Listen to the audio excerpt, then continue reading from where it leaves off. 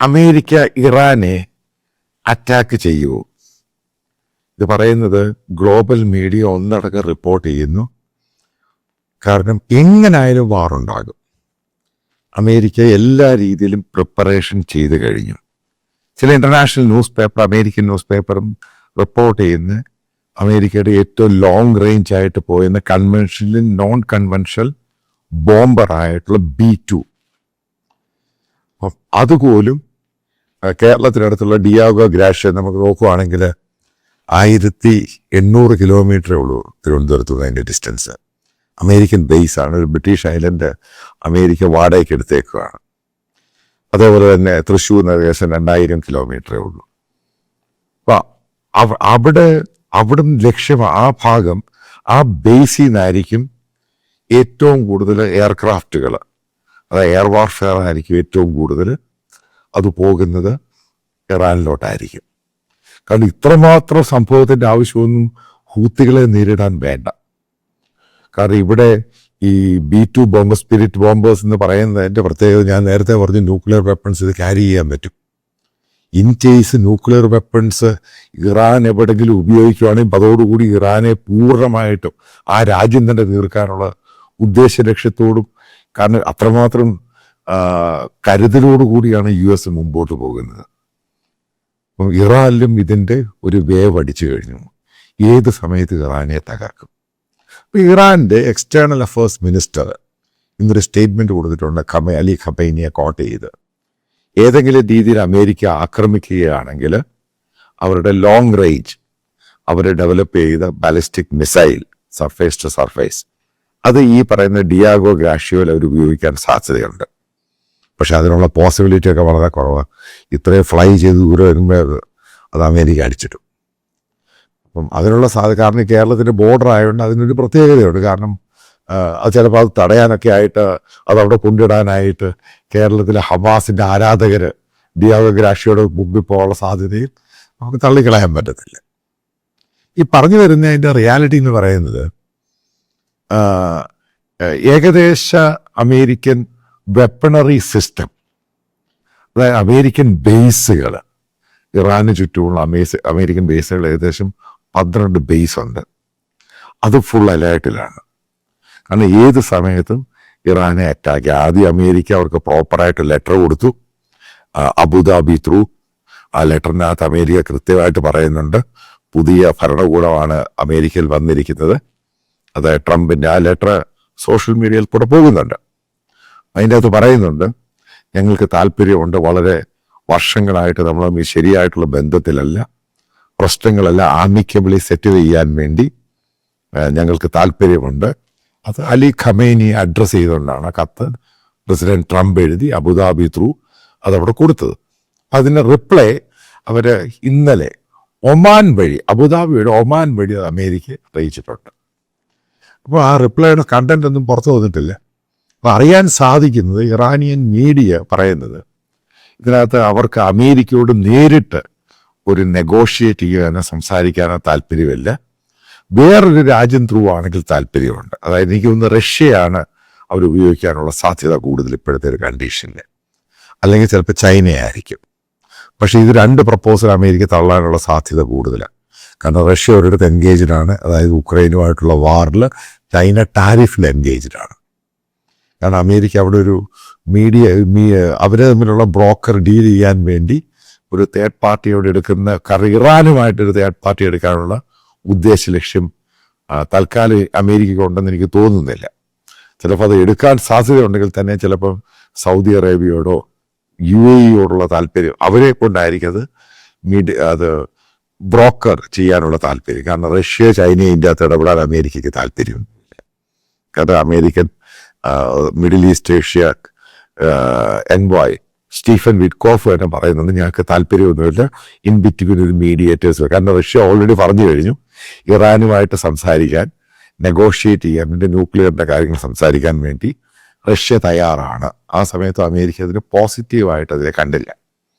അപ്പം ഇതുമായിട്ട് പ്രത്യേകിച്ച് നമ്മൾ നോക്കുവാണെങ്കിൽ, ഇപ്പം പെട്ടെന്ന് അമേരിക്ക അറ്റാക്ക് ചെയ്യുവാണെങ്കിൽ ഒരു ഫുൾ ഫ്ലഡ്ജ് ആയിട്ട് അമേരിക്കൻ എയർ വാർ, എയർ വാർ ആണെങ്കിലും എയർക്രാഫ്റ്റ് ആണെങ്കിലും ഇറാൻ്റെ ന്യൂക്ലിയർ ഫെസിലിറ്റീസും അവരുടെ പവർ ഫെസിലിറ്റീസും അതേപോലെ തന്നെ അവരുടെ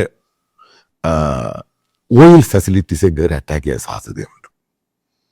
അവരുടെ ഓയിൽ ഫെസിലിറ്റീസിനെയും പവർ ഫെസിലിറ്റിയെയും ന്യൂക്ലിയർ ഫെസിലിറ്റിയെയും കയറി അറ്റാക്ക് ചെയ്യുവാണെങ്കിൽ മനസ്സിലാക്കേണ്ട പ്രധാനപ്പെട്ട പോയിന്റ് ഉണ്ട്.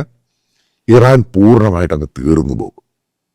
പിന്നെ ഇറാനിയൻ റിപ്പബ്ലിക്കൻ ഗാർഡ് അതിനെ ശക്തമായ രീതിയിൽ എയർ വാർഫെയറിൽ തീർത്ത് തരണേ. പിന്നെ ഖുമൈനി താമസിക്കുന്ന പാലസിൽ ഇതിനെ പറ്റിയൊക്കെ മനസ്സിലാക്കേണ്ട നമ്മൾ ചില ഇമ്പോർട്ടൻ്റ് ആയിട്ടുള്ള കാര്യങ്ങൾ നമുക്ക് മനസ്സിലാക്കാം. ഒന്നാമത് പ്രധാനപ്പെട്ട പോയിന്റുകൾ ഇറാന്റെ മിലിറ്ററിക്കകത്ത് റിപ്പബ്ലിക്കൻ ഗാർഡ്സിനകത്തും ഇറാനിയൻ അഡ്മിനിസ്ട്രേഷൻ്റെ അകത്തും ഇസ്രായേലി സ്പൈസോ അമേരിക്കൻ സ്പൈസോ പെനട്രേറ്റ് ചെയ്ത് പഴയ പോലല്ല. അതുകൊണ്ടാണ് സ്പെസിഫിക് ആയിട്ട് നമ്മളിപ്പം യാനിയൻ ഇസ്മായിൽ ഹാനിയ അയാൾ ഇന്നടുത്ത് വന്ന് ഇന്നടുത്ത് താമസിക്കുക അവിടെ കൊണ്ട് ബോംബ് ചെയ്തു. പിന്നീട് നമ്മൾ നോക്കുക അവരുടെ പല സീനിയർ ആയിട്ടുള്ള ഈ ഹമാസിൻ്റെ അവരുടെ നേതാക്കൾ ഈ ഇറാന്റെ പല മിലിറ്ററി കമാൻഡേഴ്സ് ലെബനനും ഹിസ്ബുള്ളയുമായിട്ട് ബന്ധപ്പെട്ട അവരുടെ മൂവ്മെന്റ് അവര് ഇറാനിൽ നിന്ന് പുറത്ത് കടക്കുമ്പോൾ അവരെ ബോംബ് ചെയ്യുക. അപ്പൊ അതിനർത്ഥം ഇറാന്റെ അകത്ത് വ്യക്തമായിട്ട് ഇസ്രായേലും അമേരിക്കയും സ്പൈസ് പെനട്രേറ്റ് ചെയ്ത് ഫിസിക്കലിയും ചെയ്തു, അല്ലാതെ ടെക്നോളജി ഉപയോഗിച്ച് അതിൻ്റെ ചെയ്തു. അപ്പം ഇറാൻ എത്രമാത്രം റെസിസ്റ്റ് ചെയ്യാൻ പറ്റും ഈ വാറിൽ? കാരണം എൻ്റെ ഒരു കണക്കുകൂട്ടലിനനുസരിച്ച് ഇറാന് റെസിസ്റ്റ് ചെയ്യാനുള്ള കേപ്പബിലിറ്റി ഇല്ല. കാരണം അത് ഇസ്രായേൽ അടിച്ച് കളഞ്ഞ് ചിലപ്പോൾ അവരുടെ ലോങ് റേഞ്ച് ബാലിസ്റ്റിക് മിസൈൽ പലയിടത്തും ഈ ടണലിനകത്ത് ഒളിപ്പിച്ച് വെച്ചേക്കുന്നവരെടുത്ത് പുറത്തെടുക്കുമ്പോഴത്തേക്കും ഈ സ്പൈ ഫ്ലൈറ്റുകളുണ്ട്, മറ്റേ ഈ ഡ്രോണൊക്കെ ഉപയോഗിച്ച് റീപ്പർ ഇതൊക്കെ പറഞ്ഞ് Q9 എന്നൊക്കെ പറഞ്ഞ സംഭവങ്ങളൊക്കെയാണ്. അപ്പം അതിൻ്റെ എയർലി അഡ്വാൻസ് മിസൈൽ ഇതൊക്കെ പടപടാതെ തീർന്നു പോകും. അപ്പം ഇറാൻ എന്ന് പറഞ്ഞ രാജ്യം അമേരിക്കയുമായിട്ടോ ഇസ്രായേലുമായിട്ടോ ഒരു വാറിന് പറ്റിയ രാജ്യമേ അല്ല. അവർക്ക് സൈന്യം ഇത്രയും പേരുണ്ട്, ഏകദേശം 7-8 ലക്ഷം പേര്, അവരുടെ റിസർവ് ഫോഴ്സൊക്കെ ചേർത്ത്. പക്ഷെ ഇവരുടെ ടെക്നോളജി വെപ്പൺസും അതായത് എയർ വാർഫെയറിൽ കംപ്ലീറ്റ് പൂജ്യമാണ് ഇറാൻ. അവരവിടെ ഡെവലപ്പ് ചെയ്ത ഡ്രോൺ എന്ന് പറയുന്നത് വളരെ സ്പീഡ് കുറവുള്ള അവിടെ KSRTC ബസ് പോകുന്ന സ്പീഡ് മാത്രമേ ഉള്ളൂ. ഇതൊക്കെ പെട്ടെന്ന് തന്നെ എലിമിനേറ്റ് ചെയ്യപ്പെടും. പിന്നെ അവർക്ക് എയർക്രാഫ്റ്റ് എന്ന് പറഞ്ഞ ഒരെണ്ണം പോലും പൊങ്ങാനില്ല. കാരണം അവർ കാരണം ഇതെല്ലാം പഴയ സാധനങ്ങളാണ്. ഇതിൻ്റെ ഈ സാക്ഷൻ്റെ പേരിൽ ഈ എയർക്രാഫ്റ്റിൻ്റെ പല മെയിൻ്റനൻസ് സാധനം നടന്നിട്ടില്ല. ഇതൊക്കെ അമേരിക്കൻ വെപ്പൺസ് നേരത്തെ ഉണ്ടായിരുന്ന സമയത്ത് കിട്ടിയതൊക്കെയാണ്.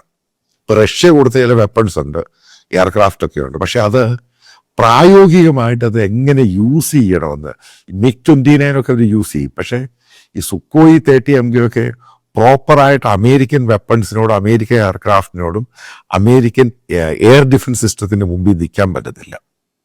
എൻ്റെ ഒരു കണക്കുകൂട്ടലാണ്. അതുമായിട്ട് ബന്ധപ്പെട്ട് ജെയിൻസ് ഡിഫൻസ് വീക്ക്ലിൻ്റെ മുഴുവനായിട്ട് വന്നിട്ടുണ്ട്. ഇവർക്ക് എന്ത് ചെയ്യാൻ പറ്റും, ഏതൊക്കെ രീതിയിൽ ചെയ്യാൻ പറ്റും. ഞാൻ പറയാം, ഇപ്പം ഉണ്ടാകാൻ പോകുന്ന സംഭവം ഈ ഡിയാഗോ ഗ്രാഷ്യോ അത് മെയിൻ ഇതായിട്ട് വെച്ചു. അതേപോലെ ഖത്തർ മെയിൻ അമേരിക്കൻ ബേസ് ആണ് മിഡിൽ ഈസ്റ്റില്. ഇത് രണ്ടും ഈ ഇറാനെ അറ്റാക്ക് ചെയ്യുന്ന സമയത്ത് മറ്റുള്ള അമേരിക്കൻ ബേസുകളുണ്ട് അതിൻ്റെ ചുറ്റും. അത് പൂർണ്ണമായിട്ട് ഇറാനെ കയറി ആംബുഷ് ചെയ്തതായി. ഈ ആംബുഷ് ചെയ്യുന്ന സമയത്ത് ഈ അലി ഖമേനി താമസിക്കുന്ന ഈ പാലസിൽ പോലും കയറി ബോംബ് ചെയ്യും. ചിലപ്പോൾ ഇതോടുകൂടി ഇറാന്റെ ഈ പറയുന്ന ഓതറിറ്റേറിയൻ ഷിയ ഭരണകൂടം ചിലപ്പോൾ പൂർണ്ണമായിട്ടൊന്ന് മാറും. അമേരിക്കൻ പ്രസിഡന്റ് കൊടുത്ത ലെറ്ററിനകത്ത് പറയുന്നുണ്ട്, അവിടുത്തെ ജനങ്ങളുടെ പട്ടിണിയും പ്രയാസവും അതും ഞങ്ങൾ നിങ്ങളോട് നെഗോഷിയേറ്റ് ചെയ്യാൻ താല്പര്യമുണ്ട്. കാരണം സാങ്ഷന്റെ പേരിൽ അതിനകത്തൊരു ഹ്യൂമനിറ്റേറിയൻ രീതിയുണ്ട് ആ ലെറ്ററിൽ. അതിനകത്ത് പ്രസിഡന്റ് ട്രംപ് പറയുന്നത്, ഞങ്ങൾ നിങ്ങളോട് സംസാരിക്കാൻ വരുന്നത് അത് ഞങ്ങളുടെ ബലഹീനതയാണെന്ന് താങ്കൾ വിചാരിക്കരുത്. താങ്കളോട് ആദ്യം കാര്യങ്ങൾ പറഞ്ഞ് മനസ്സിലാക്കാൻ വേണ്ടിയാണ് ഞങ്ങൾ ശ്രമിക്കുന്നത്. പക്ഷെ ഞങ്ങളുടെ അലയൻസ് പാർട്ട്നേഴ്സും ഞങ്ങളുമായി ബന്ധപ്പെട്ട രാജ്യങ്ങളെ താങ്കൾ ആക്രമിക്കാൻ ശ്രമിക്കുമ്പോൾ, അതായത് പറയുന്ന പ്രധാനമായിട്ടും ഇസ്രായേൽ, സൗദി അറേബ്യ, UAE, അങ്ങനെ വരുന്ന സന്ദർഭത്തിൽ ഞങ്ങൾ നിങ്ങളെ തീർക്കും. കൃത്യമായിട്ടാണ് പറഞ്ഞു നിൽക്കുന്നത്. അപ്പം ഇൻ കേസ് വാറ് ഉണ്ടാവുകയാണെങ്കിൽ, ഞാൻ ഈ പറയുന്നത് ഈ സൗദിയിലും UAE-ലും താമസിക്കുന്നവരോടാണ്, അവിടെ ജോലി ചെയ്യുന്നതും താമസിക്കാതെ. എനിക്ക് സുഡാപ്പികൾ ഇത് കേട്ടിരിക്കണം. കാരണം ഇവർക്ക് ഏതായാലും ഇസ്രായേലിനെയോ അതേപോലെ തന്നെ അമേരിക്ക അറ്റാക്ക് ചെയ്യാൻ പറ്റത്തില്ല ഇറാന്. പിന്നെ അവർക്ക് ആകെ ഉള്ളൊരു പോസിബിൾ ഓപ്ഷൻ എന്ന് പറയുന്നത് തൊട്ടടുത്ത് കിടക്കുന്ന സൗദി അറേബ്യയും UAE അറ്റാക്ക് ചെയ്യാൻ സാധ്യതയാണ്. അപ്പം അവിടെ അമേരിക്കൻ ബേസ് അലേർട്ടാണ്. പക്ഷേ അവിടെ സിവിലിയൻസ് താമസിക്കുന്ന സിറ്റികളിലാണ്, മറ്റുള്ളിടത്തേക്കും ഇവരവിടുന്ന് ഈ അടുപ്പിച്ച് മിസൈൽ വിടാനുള്ള സാധ്യത കൂടുതലാണ്. ഈ രണ്ട് രാജ്യങ്ങളിലെ ഓയിൽ ഫെസിലിറ്റീസിനെ ഇവർ അറ്റാക്ക് ചെയ്യാൻ സാധ്യത. കാരണം ഇവർക്ക് ഇങ്ങനെ അറ്റാക്ക് ചെയ്യുമ്പോൾ എന്തുകൊണ്ടാണ് ചെയ്യുന്നതെന്ന് പറഞ്ഞുതരാം. ഇപ്പം ഈ രണ്ട് രാജ്യങ്ങളുടെയും ഓയിൽ ഫെസിലിറ്റീസിനെ അറ്റാക്ക് ചെയ്യുമ്പോൾ ഗ്ലോബലായിട്ട് ക്രൂഡ് ഓയിലിന് ഒരു വലിയ രീതിയിലുള്ള ഡെഫിഷ്യൻസി വരും. അതായത് മാർക്കറ്റ് ഭയങ്കര ഡിമാൻഡും ഇതിന് വില ഭയങ്കരമായിട്ട് കൂടുകയും ഇവിടെ രണ്ട് ഓയിൽ ഫെസിലിറ്റീസും വർക്ക് ചെയ്യാത്ത രീതിയിലാകും. അതാണ് അതിൻ്റെ പ്രധാനപ്പെട്ട പോയിന്റ്. ഈ ഇറാന്റെ കയ്യിലിരിക്കുന്ന തുറപ്പ് ചീട്ട് ട്രംപ് കാർഡ് എന്ന് പറയുന്നത് സൗദിയുടെയും UAE-യുടെയും ഓയിൽ ഫെസിലിറ്റിയെ അറ്റാക്ക് ചെയ്യാൻ സാധ്യത പോസിബിലിറ്റി കൂടുതലാണ്. കാരണം ഇവർക്ക് ഇസ്രായേലിനെ അമേരിക്കയെ തൊടാൻ പറ്റത്തില്ല. അപ്പൊ അവിടെ കയറി അറ്റാക്ക് ചെയ്യുമ്പോൾ അവ രാജ്യങ്ങളുടെ പ്രഷർ കയറി അമേരിക്കയുടെ മുമ്പിൽ വരുമെന്നുള്ളതാണ്. പക്ഷെ ഞാൻ അറിയാൻ സാധിച്ച ഈ രണ്ട് രാജ്യങ്ങളും വെൽ പ്രിപ്പയർഡ് ആയിട്ടുണ്ട് കഴിഞ്ഞ 2 ആഴ്ച കൊണ്ട്. കാരണം അമേരിക്ക അവർക്ക് 2 പേർക്ക് അലേർട്ട് കൊടുത്തിട്ടുണ്ട്. അവരുടെ ഓയിൽ ഫെസിലിറ്റീസ് അങ്ങനെ സംഭവത്തിലും ആന്റി എയർക്രാഫ്റ്റ് വെപ്പൺസും, അതായത് anti aircraft air defence system അവർ ഇൻസ്റ്റാൾ ചെയ്ത് ആക്ടിവേറ്റ് ആക്കിയിട്ടുണ്ട്. അപ്പം അങ്ങനെ സംഭവം പക്ഷേ ഇതിനെല്ലാം ഇത്ര ശതമാനം മാത്രമേ പോകാൻ പറ്റൂ. കാരണം നമ്മൾ ഇസ്രായേലിൽ കണ്ടതാണ്. കാരണം ഒരുമിച്ച് ഒരേപോലെ മിസൈലും ഡ്രോൺസും ഫയർ ചെയ്യുമ്പോൾ ഇസ്രായേല് പോലെ അത് റെസിസ്റ്റ് ചെയ്യാൻ ഈ രണ്ട് രാജ്യങ്ങൾക്ക് പറ്റത്തില്ല. അത് സുഡാപ്പി നിൻ്റെയൊക്കെ തലയിൽ നിന്ന് വന്ന് വീഴുമ്പോൾ ആലോചിച്ചോളാം, ഞാനിത് പറയുന്നത് മനസ്സിലാക്കുക. കാരണം ഇസ്രായേലിനെ കൊണ്ട് റെസിസ്റ്റ് ചെയ്യാൻ പറ്റും.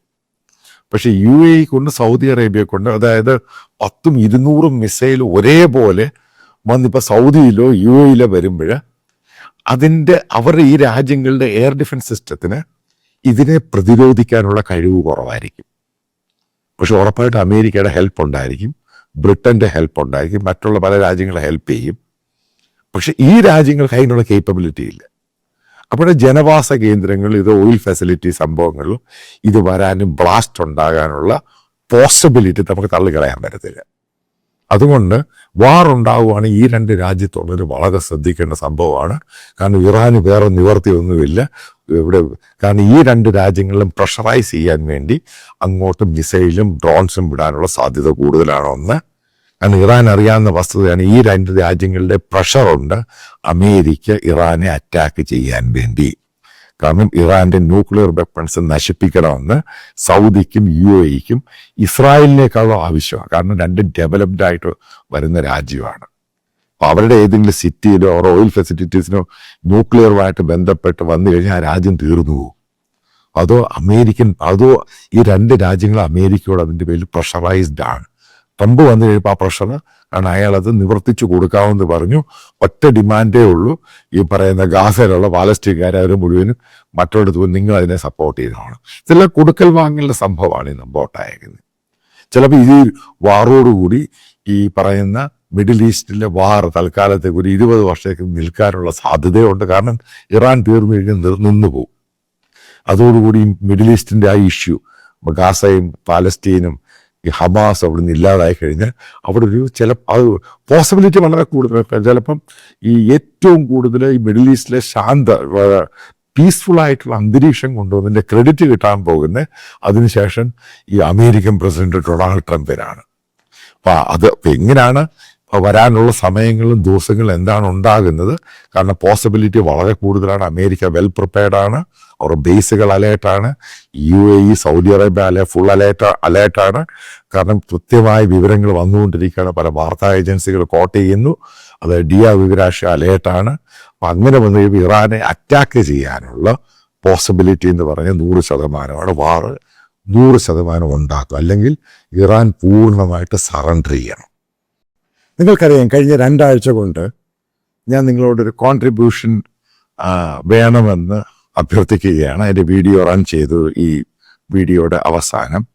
അപ്പം അതിനകത്ത് ചില പ്രശ്നങ്ങളുണ്ടായി. കാരണം ബാങ്കുകളുടെ ചില ലിമിറ്റ്, അതേപോലെ GPay, ഗൂഗിൾ പേ, UPIയുടെ ചില ലിമിറ്റ്. അപ്പോൾ അതൊക്കെ റെക്ടിഫൈ ചെയ്തിട്ട് പുതിയ അക്കൗണ്ടും ഡീറ്റെയിൽസും അതേപോലുള്ള റെസ്ട്രിക്ഷൻസും ഉണ്ടാവുകയില്ല. വിദേശത്തുള്ളവർക്ക് കറണ്ട് അക്കൗണ്ടിൽ അയക്കാനുള്ള ബുദ്ധിമുട്ട് അത് മാറ്റിയിട്ട് പേഴ്സണൽ അക്കൗണ്ട് വേണ്ടി തരുന്നുണ്ട്.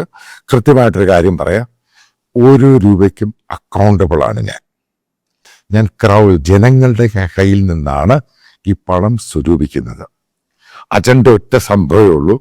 കേരളത്തിൽ ഇന്ന് നടന്നുകൊണ്ടിരിക്കുന്ന മീഡിയ സംസ്കാരം, അതായത് ഒരു പ്രത്യേക വിഭാഗത്തിന് വേണ്ടി മത തീവ്രവാദ വിഭാഗക്കാർക്ക് വേണ്ടി ഇവിടുത്തെ ചാനലുകളും മീഡിയയും അവർ ഗെയിം കളിക്കുകയാണ്. നമ്മൾ മനോരമയുടെ കേസെടുത്ത് നോക്കുക, എന്താണ് ഇത് സംഭവിച്ചത്? മനോരമയിൽ നിന്നും ഒരിക്കലും എക്സ്പെക്ട് ചെയ്യാത്ത രീതിയിലാണ് സംഭവം ഉണ്ടായത്. അപ്പം നമുക്കിത് പൊളിച്ചേ മതിയാവത്തുള്ളൂ. ഇപ്പോൾ എൻ്റെ കൂടെ സഹകരിക്കുക എന്നുള്ളത് മാൻഡേറ്ററി അല്ല. നിങ്ങൾക്ക് ഇഷ്ടമുള്ള രീതിയിൽ സഹായം 1 രൂപയാണെങ്കിലും അത് ബോണ്ടേജ് ആയിരിക്കും. ഇതുമായിട്ട് ബന്ധപ്പെട്ട് ഞാൻ വരാൻ പോകുന്ന സമയത്ത് ഇതൊരു 24 hours ന്യൂസ് ചാനലായിരിക്കും. നാഷണൽ പൊളിറ്റിക്സ്, നാഷണൽ ഇഷ്യൂസ്, അതേപോലെ തന്നെ കേരളത്തിൻ്റെ റീജിയണൽ കാര്യങ്ങൾ, ഇന്ത്യയുടെ ഓരോ ഭാഗത്തെയും കാര്യങ്ങൾ, ഇന്റർനാഷണൽ ജിയോ പൊളിറ്റിക്സ്. ഇപ്പം നല്ല കുറച്ച് ആൾക്കാരെ ഞാൻ സെലക്ട് ചെയ്തിട്ടുണ്ട്. അവരൊക്കെ എൻ്റെ കൂടെ ജോയിൻ ചെയ്യാൻ തയ്യാറാണ്. അപ്പോൾ അതുമായിട്ട് ബന്ധപ്പെട്ടാണ് എനിക്കിങ്ങനെ ഒരു ഫിനാൻഷ്യൽ സപ്പോർട്ട്, ക്രൗഡ് ഫണ്ടിങ്. ഒരു സ്പോൺസറും ഇല്ല, ഒരു അഡ്വർടൈസേഴ്സും ഇല്ല, ജനങ്ങളാണ് ഫണ്ട് ചെയ്യുന്നത്. ഉറപ്പായിട്ടും ഇത് കുറച്ച് കഴിയുമ്പോൾ ഇത് വലിയൊരു സംഭവം ഇന്ത്യയിലായിട്ട് മാറും. നിങ്ങൾക്ക് എൻ്റെ എക്സ്പീരിയൻസ് അറിയാം, 10-30 വർഷം ഈ ഫീൽഡിലുള്ള എക്സ്പീരിയൻസ് ആണ്. അപ്പം നല്ല ആൾക്കാർ, നല്ല ടാലൻറ്റഡ് ആയിട്ടുള്ള ആൾക്കാർ, ദേശീയതയുള്ള ആൾക്കാർ ജോയിൻ ചെയ്യാൻ തയ്യാറാണ്, മൾട്ടിപ്പിൾ ലാംഗ്വേജിൽ.